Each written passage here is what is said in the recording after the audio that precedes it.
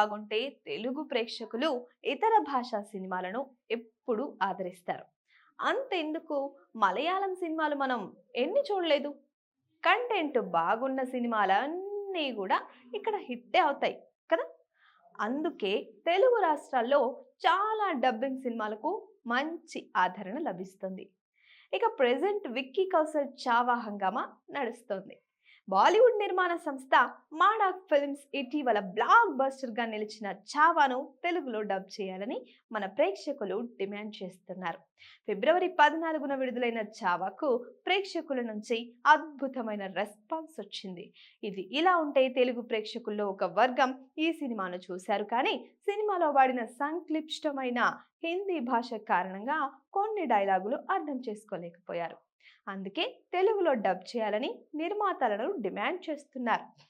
చావాకు ఉన్న demand success run దృష్ట్యా ఈ సినిమా ఎప్పుడైనా తెలుగులోకి డబ్ అవుతుంది అని ఆశించవచ్చు కూడా. తెలుగు రాష్ట్రాల్లో ఎంతో మంది శివాజీ మహారాజ్ అనుచరులు ఉండడంతో చావా డబ్ చేస్తే హిట్ అయ్యే అవకాశాలు ఖచ్చితంగా ఉన్నాయి. అలాగే ఈ సినిమాలో హీరోయిన్ గా మన రష్మిక మందన్నకు ఇక్కడ మంచి ఫ్యాన్ ఫాలోయింగ్ ఉంది.